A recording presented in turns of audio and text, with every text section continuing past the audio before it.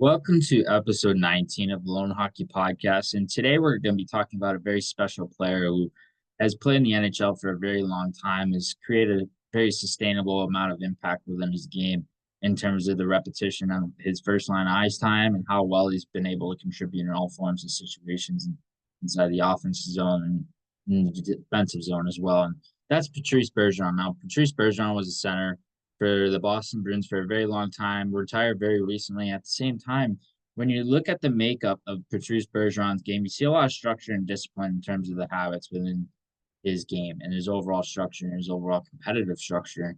And so a lot of these habits are ingrained within his defensive play. So we know that Bergeron was a Selke winner and he's so elite defensively for quite some time, not only at even strength, but being on the penalty kill and being at odd strength situations at which Bergeron was able to leverage his defensive ability. And so a lot of his defensive ability comes from awareness and positioning and being able to understand these different elements that go into the defensive end and the contributions made to being able to be an elite player on the defensive side of the puck. So when you look at the makeup of Patrice Bergeron's defensive game, you see a lot of discipline in terms of route timing and his ability to ride to the pucks with efficiency. So when he's arriving to pucks, he's close supporting, but he's arriving on time, so he's able to get to the support sequence in a very viable manner, and he's able to understand how to create that next sequence. It could be a possession sequence or trying to understand how to stay above the puck in order to maintain his defensive positioning habits, especially as a center, where it's more important as a center because you're controlling the middle of the ice much more, not only in the offensive zone, but the defensive zone as well. So the makeup of Bergeron's game is structured in terms of how well he's able to position himself and his ability to get on time in those situations as a center and being able to arrive with structure, with pace, with discipline, with clarity in terms of how he's going to utilize his instincts inside the defensive zone. And with Bergeron, you're obviously getting an elite defensive player with his stick as well. And his elite stick positioning, how he's able to keep sticks in lanes, how he's able to maintain that stick awareness to be able to clog lanes up, clog passing seams, clog high danger passing opportunities, and clog other situations that opportunities might arise in, and attackers might be able to feed passes through as well. And so Bergeron's game is really structured through his dual threat ability inside the offensive zone as well. You see a lot of underrated net front ability, and some of his defensive habits translate to his offensive habits in terms of his ability to arrive on time, his structure, his route discipline, how he's able to stay between checks, how he's able to attack the pyramid, and how he's able to attack inside contact as well. And with Bergeron, you're getting a lot of different nuances in terms of that as well. You might not get the flashiest of players, but you're getting a player who's very consistent with support and being able to utilize his hockey sense, which is most important when talking about the player in and of itself. When you look at the flashy player, yes, it's going to be more appealing to the fan in and of itself. Bergeron may not necessarily be the most appealing at first sight to a fan per se, but from a coach's perspective and a scout's perspective, you're looking at an overall makeup of a player who's highly effective in all three zones. I notice this sometimes in his neutral zone routes as well. He could be the mid lane drive guy. He can be an overlap option. He can be a guy who understands how to arrive on time when supporting the puck inside the neutral zone and on offensive entry sequences as well when cutting laterally or being able to maneuver laterally and creating overlaps, creating layers inside the offensive zone rush sequence, something along those lines where Bergeron is able to understand that fluidity and that structure within his own game.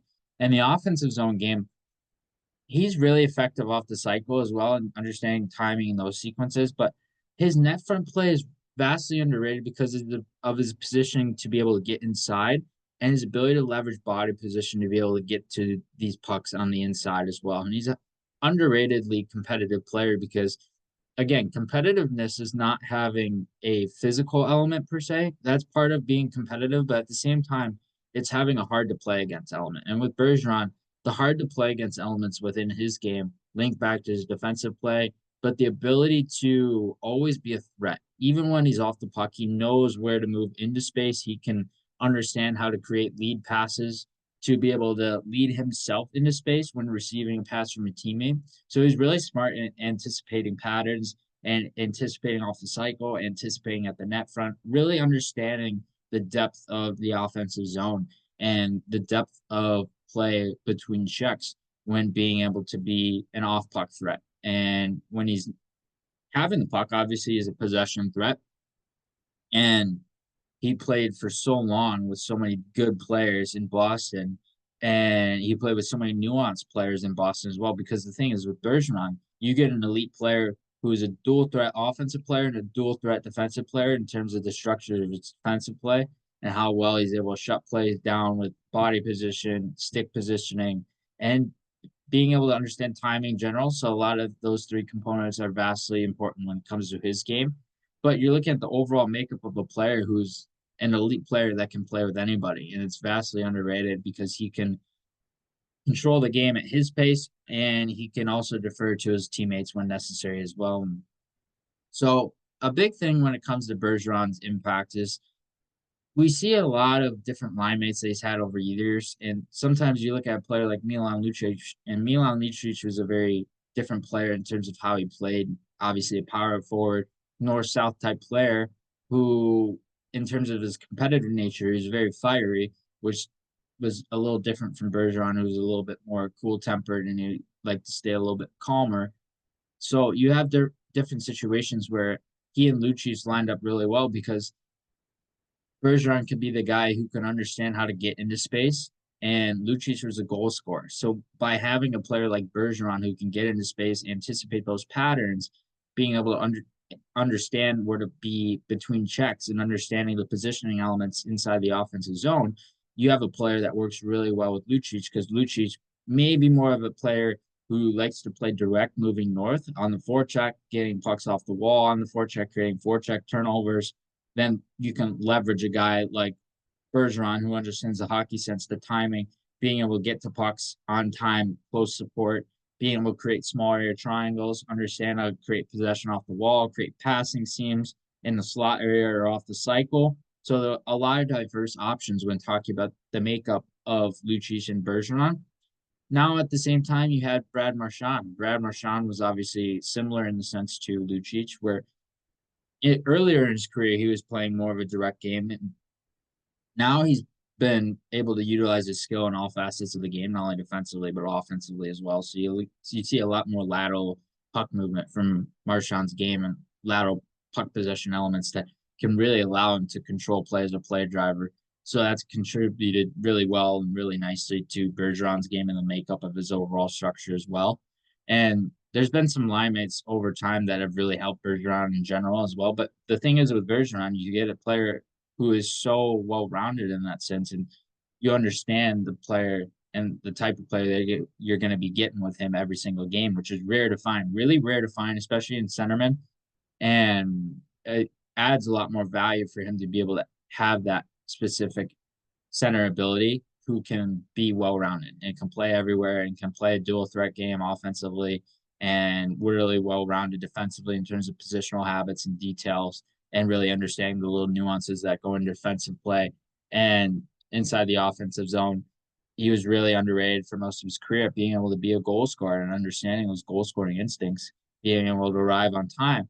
Because again, we mentioned this briefly before, but with Bergeron, naturally, with some of those defensive habits that he has, where he's so elite in terms of positioning and understanding certain situations, some of it, not all of it, but some of it is going to apply to the offensive end because he has the mental makeup of understanding and processing certain situations better than others, even some of his teammates.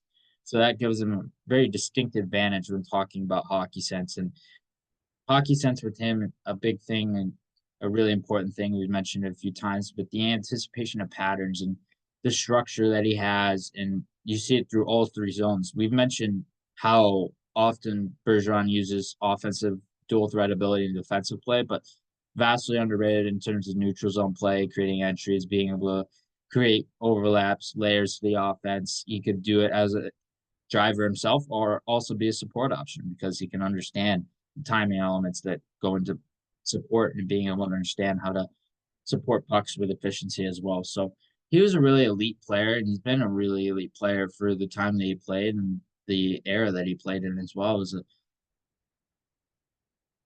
The thing is about that era that he played in throughout the 2010s was it was an era that was more inclined to modern day elements over time.